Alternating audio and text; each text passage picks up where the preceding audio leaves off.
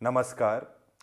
आप सभी का स्वागत है हमारे 7th मॉड्यूल में, जिसका नाम है how to keep update of latest technology and knowledge, जो एक प्रोफेशनल प्रैक्टिस में बहुत ज़रूरी है। चाहे वो डॉक्टर हो या लॉयर हो या कोई भी टाइप की प्रैक्टिस करते हैं, तो आपको लेटेस्ट टेक्नोलॉजी एंड नॉलेज से अपडेटेड रहना बहुत इंपॉर्टेंट है, अपने पेशेंट्स को ठीक करने के लिए भी और अपनी भी नॉलेज बाकी जगह स्प्रेड करने के लिए।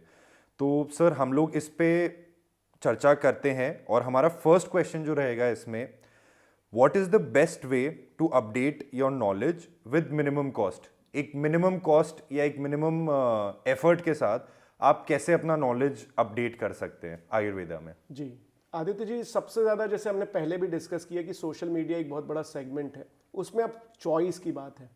जब हम ये देखते हैं कि हमारा नॉलेज की बात जब हमें आती है और अपडेशन की बात आती है, तो हमें ऑथेंटिक सोर्सेज बहुत अच्छे से मालूम होना चाहिए। तो पहले जो ऑथेंटिक सोर्सेज का सिलेक्शन है, उसमें हमें यूट्यूब्स के जो बहुत सारे चैनल्स हैं, उसके शॉर्ट वीडियोज़ हमें ये सिलेक्ट करना चाहिए कि किन ऑथेंटिक लोगों के हमें सुनना है। उसका सिलेक्शन क्राइटेरिया आपका बिल्कुल पक्का होना चाहिए। जो लोग गवर्नमेंट ऑफ इंडिया से रजिस्टर्ड हैं या फिर जो लोग बिल्कुल हाईएस्ट एपेक्स बॉडीज से रिलेटेड हैं, उनके शॉर्ट वीडियोस हमें सुनने बहुत लाभकारी होते हैं। जो लोग क्लिनिकल प्रैक्टिस में बहुत ज़्यादा ऑथेंटिक आंसर्स पे हैं, जब आप धीरे धीरे उस पर एंटर करेंगे तो वो आपके लिए बहुत लाभकारी है। मैं एग्जाम्पल के माध्यम से आपको समझाता हूँ। जैसे गवर्नमेंट ऑफ इंडिया के बहुत सारे शॉर्ट रिव्यूज़ या आयुर्वेद गुरुज के छोटे छोटे वीडियोज़ नेट पे अवेलेबल हैं, जो कि उन्होंने पूरे भारत में से सिलेक्टिव वैद्यों को उसमें से फाइनलाइज किया और उनके शॉर्ट वीडियोस बनाए। जैसे प्रकृति के ऊपर, हमारी सारता के ऊपर, हमारी क्लिनिकल प्रैक्टिस के बेसिक सिद्धांतों के ऊपर, किस तरीके से हमें उन्हें प्रैक्टिस में यूज़ करना है, इस पे उन्होंने छोटे छोटे टिप्स के मॉड्यूल दिए। साथ ही साथ यूट्यूब में एक बहुत ज़्यादा प्रॉब्लम होता है कि हमें कौन सा चीज़ सिलेक्ट करनी है, तो हमें ये सिलेक्शन के लिए एक मेंटरशिप की आवश्यकता होती है, जो कि हम इसी अध्याय में कैसे अपडेट करेंगे वो हमें पता चलेगा कि हम कैसे एक मेंटर सिलेक्ट करें और वो मेंटर हमें गाइड करे कि आप इन्हें इन चीज़ों को सुने और आपका नॉलेज अपडेट करें। तीसरा है पॉडकास्ट के माध्यम से। जैसे कि सरकार की बहुत सारी पॉलिसीज़ आती हैं, बहुत सारे लोग नई चीज़ें इंट्रोड्यूस करते हैं। एंशिएंट इंडिया से लेके अभी तक जो अपकमिंग ग्लोबल इंडिया है, वहाँ तक किस तरीके से आयुर्वेद प्रमोट हुआ और अभी किस तरीके से उसे यूज़ करना है, इसके ऑथेंटिक सोर्सेज जो हैं वो all India institute, national institute of Ayurveda, Jamnagar का जो सेंटर है, साथ ही साथ अमृता इंस्टीट्यूट है, SDM हासन है, ऐसे बहुत सारे जो कॉलेजेस हैं उनके ऑथेंटिक स्टार्स, और साथ साथ जामनगर यूनिवर्सिटी, अहमदाबाद यूनिवर्सिटी, ऐसे बहुत सारे जो टीचर्स हैं उन्होंने अपने गाइडेंस जो है वो यूट्यूब में उपस्थित रखी है। अगर आप सर्च प्रॉपरली करेंगे और आप उसमें सिलेक्शन क्राइटेरिया आपका अच्छा होगा, तो आप नॉलेज भी अच्छा आपका कर सकते हैं और अपडेशन भी अच्छा ले सकते हैं। Absolutely sir. तो आपने सर बताया जैसे यूट्यूब हो गया, पॉडकास्ट हो गया, और इस तरीके से जैसे आई एम श्योर आप लोगों ने ये वर्कशॉप के लिए भी रजिस्टर किया, तो इस तरीके के शॉर्ट कोर्सेज या वर्कशॉप्स भी आजकल बहुत अवेलेबल हैं ऑनलाइन। तो आप उनकी जेन्युइननेस देखिए और उससे अपनी नॉलेज अपडेट बहुत ईजिली करिए। तो सर, हम लोग का दूसरा सवाल जो रहेगा, what are the basic technical changes that you can make in your day to day work. आप किस छोटी छोटी चीज़ों में अपने टेक्निकल चेंजेस कर सकते हैं अपने वर्क में, अपनी प्रैक्टिस में, जो आपको मददगार रहेंगे। जी, मैंने जैसे आपको बताया भी पिछली बार कि वीडियो कॉल आजकल एक रेवोल्यूशन लेकर आया। ये जो एरा था कोविड का, उसमें हमें ये पता चला बहुत बार कि लोग, पेशेंट तो हमारे क्लिनिक तक पहुंच नहीं सकते, तो हमने टेक्नोलॉजी का ही यूज़ किया। उसका अपडेशन का नंबर 1 जो सेगमेंट था वीडियो कॉलिंग, वो हमने ऐड ऑन किया। मैसेजेस पे उसको रिमाइंड करना, फॉलोअप के टाइम पे उसे SMS करना, या छोटे छोटे व्हाट्सएप में टिप्स भेजना, उसके डे टू डे एक्टिविटीज़ में उसे कोविड के या पोस्ट कोविड के कारण क्या क्या हो सकता है, उससे रिलेटेड जो डिजीजेज हैं उनके टिप्स उसको प्रोवाइड करना। ये जब हमने शुरू किया आफ्टर OPD या फिर विद इन OPD हमने वीडियो कॉल्स को जब इंट्रोड्यूस किया, तो ये क्लिनिक में भी अपग्रेडेशन दिया, और आने वाली जो क्लिनिक ओपन करने वाले हैं, अगर वो डे 1 से इसको फॉलो करते हैं, या एस्टेब्लिश क्लिनिक है और बहुत रूरल में है, उन तक पेशेंट नहीं पहुंच पा रहा, अगर ये अपने पेशेंट्स को पहुंचाते हैं, तो ये एक बहुत इंपॉर्टेंट टेक्नोलॉजी टूल है। ऐसे कहें ना कि प्रौद्योगिकी का इस्तेमाल अपनी विशेषज्ञता में ऐसा इस्तेमाल करके हम उसका लाभ ले सकते हैं। बिल्कुल वही सर, मुझे भी लगता है कि टेक्नोलॉजी या बेसिक टेक्निकल चेंजेस से आप अपनी लाइफ बहुत इजी कर सकते हैं, अपने क्लिनिक का प्रोफेशनल लाइफ बहुत इजी कर सकते हैं। चाहे वो जैसे आपने बताया वीडियो कॉलिंग हो या व्हाट्सएप रिमाइंडर्स हो, चाहे वो एक बेसिक अकाउंटिंग सॉफ्टवेयर हो, कैशलेस बनाना हो अपने बिजनेस को, तो ये सब टेक्निकल चेंजेस आपको बहुत मददगार रहेंगे। Absolutely. और जितने आपको मिलते जाएं आपको उतना अडेप्ट करते रहना चाहिए। तो हम लोग का सर इसके बाद अब तीसरा जो सवाल है, ये एक सवाल नहीं है, ये आपसे एक सजेशन मैं लेना चाहता हूँ, इसका कितना इंपॉर्टेंस है। जो आजकल नेटवर्किंग ग्रुप्स चल रहे हैं, जो पीयर डॉक्टर्स के फेसबुक पे, व्हाट्सएप पे, इन सब का क्या लाभ है, और भी काफ़ी सारे ग्रुप्स हैं जो एक कम्युनिटीज़ बनी हुई हैं, इन सब का क्या लाभ है latest technology and knowledge update के लिए? सर ये इसमें मैं आपको बहुत ज़्यादा डिटेल में भी बता सकता हूँ। कारण क्या है कि आपने जैसा मेरा इंट्रोडक्शन के समय बताया कि NASYA, national Ayurveda student and youth association जो है, इस पे हम लोग काम कर रहे हैं। जब हम सब भी छात्र रहते हैं, मेडिकल स्टूडेंट जो रहते हैं, वो एक दूसरे से कनेक्टेड रहते हैं जब वो पढ़ते रहते हैं। लेकिन जब वो कनेक्शन के बाद उन्हें जब वो डिस्पर्स होते हैं, अगर उनका कनेक्शन लॉस होता है तो उन्हें कई बार प्रॉब्लम्स भी होती हैं। तो इसके सॉल्यूशंस दो तरीके से हमने निकाले, professional solution and personal solution both. Professional solution ऐसे कि एक पूरे भारत में एक ग्रुप और एकत्रीकरण किया जाए जो कि जम्मू कश्मीर से लेकर तमिलनाडु के जितने भी वैद्य हैं वो डिफरेंट कल्चर में जो काम करते हैं और उसका जो लाभ लेते हैं और लाभ दे रहे हैं अपने पेशेंट्स को, उनके जो थॉट्स हैं वो एक दूसरे से ट्रांसफ़र हो और एक दूसरे के माध्यम से वो नई नई चीज़ें सीखें भी। इसके और भी तरीके हैं। नस्या एक इस तरीके से काम करता है कि पहले तो सब लोगों का नेटवर्क वो क्रिएट करता है, सारे जो भारत के हिस्से हैं अलग अलग, उनके वैद्यों को एक दूसरे से कम्युनिकेट करता है सोशल मीडिया के माध्यम से भी। उसका फेसबुक पेज भी है, उसका इंस्टाग्राम पेज भी है, उसका ट्विटर पेज भी है और साथ साथ में उसका यूट्यूब चैनल भी है। यहाँ पर एक दूसरे से वो कम्युनिकेट करते हैं सोशल मीडिया के माध्यम से। दूसरा जो तरीका है वो ऑफलाइन न्यू वर्कशॉप्स क्रिएट करना, न्यू सेमिनार्स क्रिएट करना, अलग अलग हिस्सों में उस पर काम करना। कल्चर और स्पोर्ट्स के माध्यम से भी लोग एक दूसरे से जुड़ते हैं। जो स्टूडेंट हैं और नए नए वैद्य हैं, जब ये यंग वैद्य रहते हैं तो ये चाहते हैं कि जैसे कि बहुत सारे सेगमेंट्स होते हैं, वो कल्चर में बहुत अच्छा डांस करते हैं, बहुत अच्छी कंडीशंस पे वो नए नए कुछ इनोवेशंस लेके आते हैं। तो नस्या ने एक ऐसा बैकग्राउंड क्रिएट किया कि कल्चर, स्पोर्ट्स और एकेडमिक, इन तीनों के लिए पूरे भारत में नए वैद्य और स्टूडेंट्स इनका एकत्रीकरण हो। तो इसके माध्यम से लोगों का नेटवर्क आपस में मिलना और इस पे काम करना शुरू हुआ। लोगों ने युवा महोत्सव, स्पोर्ट्स के लिए क्रीड़ा महोत्सव और एकेडमिक के लिए टेक्निकल और इनोवेटिव इवेंट्स ऐसे बहुत सारे क्रिएट करे, जिसके कारण लोगों ने आयुर्वेद के जो एक दूसरे से जो कनेक्शंस थे जो लॉस हो गए थे, उनको एकत्रीकरण हुआ और साथ ही साथ नॉलेज शेयरिंग बहुत ज़्यादा बढ़ी। अगर आप किसी भी नेटवर्क में नहीं हो तो आपकी कोई प्रॉब्लम्स भी होती है तो भी आप किससे शेयर करो, इसीलिए एक प्लेटफॉर्म बनना बहुत ज़रूरी है। और मैं सभी से ये अपील करता हूँ कि लोग एक दूसरे से कनेक्टेड रहें और एक दूसरे की प्रॉब्लम्स के सल्यूशंस के लिए भी उनके सामने खड़े रहें, तो एक बहुत बड़ा सेगमेंट क्रिएट होगा।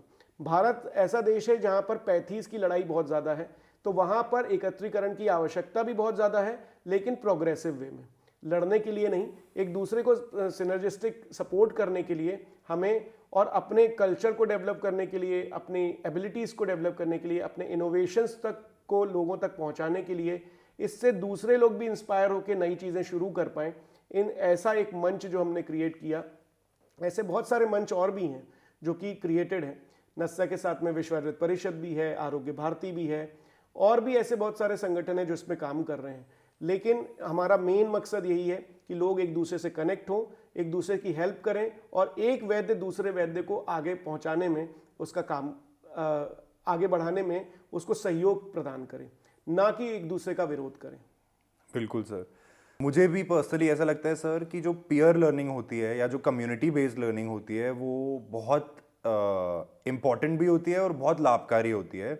और मैं नस्या के लिए आपको बहुत शुभकामनाएं देना चाहता हूं कि वो और ग्रेटर हाइट्स पे जाए और नॉलेज स्प्रेड हो। वैसे ही हम लोग भी सर अब टेक्नोलॉजी में, जैसे हमारी चर्चा ऐप की हुई थी, हम लोग का भी एक मेन फोकस यही रहेगा कि कैसे पीयर लर्निंग हो, कैसे लोग अपने रिसर्च वर्क शेयर करें एक दूसरे से, कैसे अपनी प्रॉब्लम शेयर करें, कैसे अपने अचीवमेंट शेयर करें। तो हम लोग भी इस चीज़ पे फोकस करेंगे। वैसे ही एक बहुत अच्छा प्लेटफॉर्म है गो सोशल के नाम से, जिसमें क्रिएटिव पीपल का जितने भी क्रिएटिव पीपल हैं उनकी कम्युनिटीज़ बनी हुई हैं, वो लोग भी आपस में पीयर लर्निंग चलती है। वैसे ही मुझे भी लगता है कि एक डॉक्टर बेस्ड कम्युनिटी की भी होनी चाहिए जहाँ पे सब अपनी नॉलेज भी शेयर करें, प्रॉब्लम्स भी शेयर करें और उसके अलावा उनको अपने अचीवमेंट्स भी शेयर करने हैं, वो भी कर पाएँ। और इस चीज़ को बहुत जल्दी आई थिंक अब आगे बढ़ाने का टाइम है। बिल्कुल, जैसा आपने कहा ना कि ये जब आप ऐप डिज़ाइन कर रहे हैं, ये भी एक निरंतर प्रक्रिया है। देखिए नॉलेज जैसे एक बहते हुए पानी की तरह है, वैसे ही अगर हम एक उसको डायरेक्शन दें और प्रॉपरली करें तो वो आगे जाके एक बहुत बड़ा सोर्स बन सकता है। तो आपको भी अग्रिम शुभकामनाएं। आप ऐसा ऐप डेवलप करें जिसमें कि लोग बेसिक लेवल से लेकर एडवांस लेवल तक सारी चीज़ों की लर्निंग भी कर पाएँ, इंस्पायर भी हो दूसरों से और अपने नॉलेज को शेयर करके अपनी प्रॉब्लम्स के सॉल्यूशंस भी वहाँ से प्राप्त करें, अपने आप को फाइनेंशियली भी अच्छा अचीव करें, इस्टेब्लिश करें और लोगों से कनेक्ट भी रह पाएँ। तो आपको अग्रिम शुभकामनाएं। Thank you so much sir. तो सर हम कंटिन्यू करते हैं हमारे चौथे सवाल पे। ये सवाल है sir, how to keep update of latest seminars. काफ़ी सारे सेमिनार्स आजकल होते रहते हैं, ऑनलाइन भी होते हैं, ऑफलाइन भी होते हैं, तो इनकी क्या इंपॉर्टेंस है? सर जैसा मैंने कहा आपको कि नॉलेज जो है वो बहुत इंपॉर्टेंट है और अपडेशन इसका बहुत ज़्यादा इंपॉर्टेंट है। सेमिनार एक बहुत इंपॉर्टेंट सेगमेंट है अपने आप को एनर्जेटिक बनाए रखने के लिए, अपने आप को अपडेट करने के लिए और नई नई चीज़ों को, इन्फॉर्मेशन को इकट्ठा गैदर करने के लिए। मैंने आपको पहले इसमें भी कहा कि लगातार आपको ऐसे सोर्सेस पे जाना चाहिए जहां से आपको ऑथेंटिक इन्फॉर्मेशन मिले। तो जैसे मैंने आपको कहा कि नस्सा के कम्युनिटी पेज हैं, विश्व आयुर्वेद परिषद के भी हैं, आरोग्य भारती के भी हैं, ऐसे मल्टीपल जो प्लेटफॉर्म्स हैं आयुर्वेद के, उनमें अगर आप क्लिक करते हैं तो आपको उनके आने वाले कैलेंडर और आने वाले सेमिनार्स के बारे में पता चलता है। साथ ही साथ गवर्नमेंट ऑफ इंडिया का जो ऑफिशियल पेज है आयुष की वेबसाइट, वहाँ से भी आपको इन्फॉर्मेशन मिलती है। तो वहाँ पर होने वाले गवर्नमेंट रिलेटेड जो इवेंट है, जैसे कि अभी मैं आपको एग्जांपल दूं, आज़ादी का अमृत महोत्सव बन रहा है। तो पूरे भारत में डिफरेंट कल्चर बेसिस पे, आयुर्वेद के बेसिस पे, रूरल एरिया, सब रूरल एरिया, अर्बन एरिया, इनकी जो प्रॉब्लम्स थी, उन्होंने 75 साल में क्या अचीव किया और आयुर्वेद किस ग्राउंड पे पहुंचा और वहाँ पर लोगों ने क्या क्या लेवल पे काम किया हुआ है, उनको अपडेट करने का बहुत सारे multiple programs government of India और बहुत सारे डिफरेंट संगठन कर रहे हैं, उनको अपडेट करने का काम कर रहे हैं। तो आपको इनके सोर्सेज पता करने के लिए उनकी वेबसाइट्स पे जाना चाहिए, उनके कैलेंडर्स को देखना चाहिए और उन इवेंट्स पे मैक्सिमम काम करना चाहिए।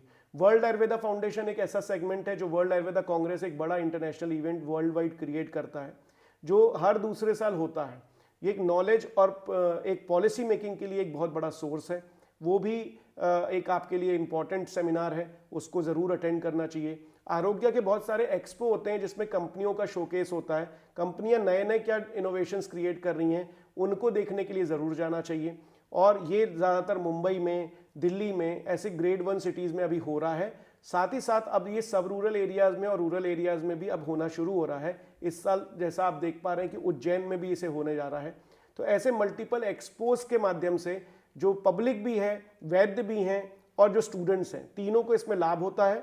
आप एक्सपो में ज़्यादा से ज़्यादा नई मेडिसिन देख पाते हैं, कौन कौन सी नए इनोवेशंस हुए हैं, कौन से पैचेस आए हैं, कौन से एक सेगमेंट्स क्रिएट हुए हैं, कौन सी क्लिनिक्स बनी हैं, कौन से हॉस्पिटल न्यू इस्टेब्लिश हो रहे हैं, इन सब की एक कलेक्टिव जानकारी आपको मिलती है। साथ ही साथ एक मज़े की बात ये होती है कि जो नए इनोवेशंस हैं उनका टेस्ट भी आप कर सकते हैं। जैसा कि फूड है, फूड फेस्टिवल अभी भारत में बहुत ज़्यादा हो रहे हैं। जैसे कि अभी हम जिस समय बैठे हैं उस समय भी जयपुर में एक बड़ा फूड फेस्टिवल चल रहा है आयुर्वेद के माध्यम से, जिसमें जो शेफ़ हैं, जो डिफरेंट जो बड़ी इंडस्ट्री, होटल इंडस्ट्री के शेफ़ हैं, वो भी अब इन्वॉल्व होने लगे हैं और आयुर्वेदा का जो फूड कल्चर है वो लोगों तक पहुंच रहा है। गवर्नमेंट ऑफ इंडिया और मल्टीपल संगठन ऐसे काम कर रहे हैं जो लोगों तक अवेयरनेस पहुंचाए और वैद्यों का भी ये कर्तव्य है कि उनमें पार्टिसिपेट करके ज़्यादा से ज़्यादा अपने आप को अपडेट रखें। जैसे सर आपने बताया, मुझे बहुत इंटरेस्टिंग लगा ये आयुर्वेदा एंड फूड, ये भी एक बहुत बड़ा साइंस है I think. Ayurveda and food culture में या अपने फूडिंग हैबिट्स में आप कैसे आयुर्वेदा को इनकॉर्पोरेट कर सकते हो? यस, एक्चुअली सर आयुर्वेदा जो है वो साइंस ऑफ लाइफ है। साइंस ऑफ लाइफ के 3 मोड होते हैं, एक है आहार, एक है विहार और तीसरा है औषध। आहार मतलब कि आपका जो डाइट सेगमेंट है, विहार मतलब कि जो आपकी लाइफस्टाइल है, कैसे आप काम करते हैं, और तीसरा जो सेगमेंट है औषध का। औषध को इन्होंने 3 भागों में सब डिवाइड किया है सर। एक है देव विपाश्य चिकित्सा, यानी कि स्पिरिचुअली अपने आप को हील करना, अपने आप को मेडिटेट करके, गॉड के ऊपर बिलीव करके, एक स्पिरिचुअलिटी को आपको स्ट्रॉन्ग करके अपने आप को हील करना, एक मेथड है ट्रीटमेंट का। दूसरा है सत्वावजय, यानी कि मेंटल बेसिस पे, मेंटल काउंसलिंग के बेसिस पे किसी मेंटर के पास जाके अपने माइंड को रिलैक्स करना, वो भी एक सेगमेंट है। तीसरा सेगमेंट है युक्ति विपाश्रय, यानी कि युक्ति के माध्यम से, यानी कि लॉजिकल ट्रीटमेंट के माध्यम से अपने आप को हील करना। इसमें कंप्लीटली एक साइंटिफिक मोड है जो आपको ट्रीट करता है। इसे अच्छे से समझने के लिए एक गुरु शिष्य परंपरा जो है वो हमें जरूर अडॉप्ट करनी चाहिए आयुर्वेद में। Wonderful sir, I think it was very valuable जो अभी आपने बताया। और अब मैं अपने 5वें क्वेश्चन पे मूव ऑन करूंगा, जो है how to be aware of unnecessary knowledge on the internet. ये हम लोग सब जानते हैं कि आजकल इंटरनेट पे कितनी नॉलेज लोग दे रहे हैं, कितनी इंफॉर्मेशन दे रहे हैं, और स्पेशली आयुर्वेदा पे तो बहुत सारी नॉलेज है, बट क्या वो कितनी ऑथेंटिक है, किन लोगों पे आपको ट्रस्ट करना चाहिए? आपने भी पहले भी बताया, बट एक बार आप और बता दीजिए इस टॉपिक के बारे में कि कैसे अपन लोग अननेसेसरी नॉलेज से बच सकते हैं। देखिए, कभी भी हम जब मिसगाइड होते हैं तो हमें सबसे ज़्यादा इंपॉर्टेंट होती है एक गुरु की, एक मेंटर की। तो अगर हम देखें कि जैसे आपका जो ऐप भी है वो एक तरीके की मेंटरशिप क्रिएट करेगा। अगर आप ऑथेंटिक चीज़ों को क्रिएट करते हैं, उन्हें पुट करते हैं, तो लोग उस पर ही जाके इसको सर्च करें। अभी जो अवेलेबल क्राउड है, मैंने जैसे आपको कहा कि ऑथेंटिक गवर्नमेंट वेबसाइट्स और जो ऑथेंटिक एसोसिएशंस हैं उनसे मिलने वाली इंफॉर्मेशन को ज़रूर गैदर करें, उन्हें देखें। यूट्यूब के मल्टीपल पेजेस पे मत जाएं, क्योंकि जो लोग आयुर्वेदिक वैद्य नहीं हैं या फिर जो टॉल क्लेम्स के ऊपर काम करते हैं, सेल्फ मेडिकेशंस के ऊपर बहुत ज़्यादा वीडियोस होते हैं, कुछ अनऑथेंटिक टीज बनाते हैं या फिर डायरेक्टली उसे सेल करना चाहते हैं, तो उन जोन्स पे आप नहीं जाएं। सो ज़्यादा से ज़्यादा वैद्यों का एक रिकमेंडेशन आपको लेना चाहिए, मेंटरशिप डेवलप करना चाहिए वैद्यों को, और अपने भी गलत वीडियोस बनाने से बचना चाहिए। बिल्कुल सर। और जैसे आपने मेंटरशिप के बारे में बोला, तो अब मैं आखिरी सवाल इसी चीज़ पे करना चाहूँगा सर, कि in the world of technology, आज टेक्नोलॉजी के ज़माने में जो हमारी पुरानी परंपरा चलती है गुरु और शिष्य की, जिसको हम गुरु शिष्य परंपरा बोलते हैं, उसकी कितनी वैल्यू है? एब्सोल्युटली, इस पे मेरा बहुत ज़्यादा बिलीव भी रहा है। मैं खुद भी गुरु शिष्य परंपरा में आयुर्वेद को सीखा। यहाँ पर लगभग 8 वर्ष अपने गुरुजी के पास रह के मैंने इसको आयुर्वेद को प्रैक्टिस में लाया। तो अभी मैं देखता हूँ कि ट्रेडिशनल सिस्टम जो है वो किल करने की कोशिश करी जाती है, कि एक दूसरा ऑर्थोडॉक्स तरीका जो है उसको लिया जाता है कि वो हम सिर्फ चैप्टर्स पढ़ेंगे और इसको कंप्लीट करेंगे। जो स्कूलिंग मेथोडोलॉजी है उसी को कॉलेज में यूज़ किया जाता है, लेकिन आयुर्वेद पढ़ने का जो सिद्धांतिक रूप है वो गुरु शिष्य परंपरा पे रहा है, क्योंकि गुरु जी ने जो चीज़ें ऑब्जर्व करी, जो उनको पता चला, उसके बेसिस पे उन्होंने अपने स्टूडेंट को दिया, और ऐसे ही एक चेन रिएक्शन शुरू रहा। गुरु शिष्य परंपरा का दूसरा बहुत बड़ा बेनिफिट क्या है कि मल्टीपल लोग एक ही थॉट प्रोसेस से क्रिएट होते हैं और वो आगे जाके उसको इनोवेशंस क्रिएट करते हैं, और जिससे एक कॉन्क्रीट सोर्स मिलता है। जैसे आपने कहा ना कि अनवांटेड सोर्सेस को कैसे बचा जाए, तो गुरु शिष्य परंपरा से बचा जाए। इसके लिए भारत सरकार ने राष्ट्रीय आयुर्वेदिक विद्यापीठ ऐसा एक सेगमेंट क्रिएट किया, जिसमें भारत से बड़े बड़े गुरुओं को सिलेक्ट किया, जिसके माध्यम से बीएमएस जो पास होता है वो आरएवी का एग्जाम देके एक गुरु शिष्य परंपरा में जा सकता है। दूसरा तरीका ये होता है कि अभी जो गवर्नमेंट ऑफ इंडिया है वो गुरु शिष्य परंपरा में काम कर रही है, और बीएमएस के पैरेलल कोर्स गुरु शिष्य परंपरा का क्रिएट कर रही है, जो ऑथेंटिकली आयुर्वेदिक वैद्य बनाएगी। तीसरा जो सेगमेंट है, हमारा जो पूरा शास्त्र है आयुर्वेद, वो 4 सिद्धांतों पर लिखा गया है। प्रत्यक्ष प्रमाण यानी कि पेशेंट को डायरेक्टली देख के, अनुमान प्रमाण यानी कि एक पेशेंट से कोरिलेट करके, अनुमानित करके कि ऐसा हो सकता है। तीसरा जो सेगमेंट है उपमा प्रमाण यानी कि सिमिली देख के कि कौन सी चीज कैसी दिखती है उसके बेसिस पे, this is observation segment. And fourth important segment is आप्तोपदेश। आप्तोपदेश का क्लियर कट इंडिकेशन यही है कि जो बहुत सीनियर्स हैं उन्होंने जो ऑब्जर्व किया है वो आपको गलती होने से बचाएंगे, वो उन्होंने रिफाइंड जो पॉइंट्स है वो आपको समझाएंगे, जिसमें कि आपका जो डाइवर्जन रेट है वो बहुत कम हो और आप specific treatment with specific medicine काम कर सकें। लगभग 10 साल से मैं भी अपने गुरुजी के सिद्धांतों पे चल रहा हूँ, और मैंने अपने यहाँ 10 वर्ष से बच्चों को ट्रेनिंग दे रहे हैं। तो जब 1000 जो डिफरेंट मेथड्स हैं उनसे कंसाइज होके हमने जब ये देखा कि हमारे एरिया में ये 10 मेथड्स पे बहुत ज़्यादा काम होता है, तो उन्हें वो 1000 के ट्रायल से वो बच जाते हैं और वो बहुत स्पेसिफिक ट्रीटमेंट पे काम कर सकते हैं, बहुत अच्छे से हर्ब कलेक्ट कर सकते हैं, एक स्टैंडर्ड ऑपरेटिव प्रोसीजर हर चीज़ का बना सकते हैं जिसे हम एसओपी कहते हैं, एक स्टैंडर्ड क्लिनिक की डिज़ाइनिंग कर सकते हैं, ब्रांडिंग एक प्रॉपर वे में कर सकते हैं क्योंकि एक्सपीरियंस शेयर हो जाता है। तो इस माध्यम से ऐसा ही मेंटर आपकी ऐप भी बने, तो इसके लिए आपको भी मैं लगातार ये कह रहा हूँ कि आप उस पर इन चीज़ों को इनकॉर्पोरेट करें और आगे जो हमारे वैद्य हैं जो यंग प्रैक्टिशनर हैं और जिन्हें गुरु शिष्य परंपरा का लाभ नहीं मिल पाया, उन्हें भी ये ऐप सहयोग कर पाए। एब्सोल्युटली सर, बिल्कुल हम लोग पूरा इसकी कोशिश करेंगे। और मुझे लगता है इन जनरल भी, चाहे मेडिसिन हो या फिर आपकी लाइफ हो या फिर आपका बिजनेस हो, कहीं भी अगर आप एक मेंटोर बना के लाइफ में आगे चलते हो तो आप जो काम या जो अचीवमेंट आप 10 साल में करने वाले हो, मुझे लगता है उसका टाइम स्पैन कम हो जाता है। आपकी गलतियां जो 10 गलतियां होती है, आप वो 4 पे आ जाते हो। तो वो बहुत ज़रूरी भी है और आपका ग्रोथ रेट उससे ऑटोमेटिकली इंक्रीज होगा। सो गुरु शिष्य परंपरा आज भी उतनी ही इंपॉर्टेंट है जितनी हमेशा से रही है। तो इसी क्वेश्चन के साथ हम लोग ये सेशन हमारा कंप्लीट करते हैं एंड आई एम श्योर ये सेशन आपको बहुत इंटरेस्टिंग लगा होगा। सो टेक्नोलॉजी एंड नॉलेज का अपडेटेड रहना और इससे कैसे अपडेटेड रहना, इसमें हम लोगों ने डिस्कस किया। और इसके अलावा आपके कोई भी सवाल हैं इस टॉपिक से related, you can let us know. हम लोग को ईमेल कर सकते हैं and we'll be very happy to help and answer. Thank you so much.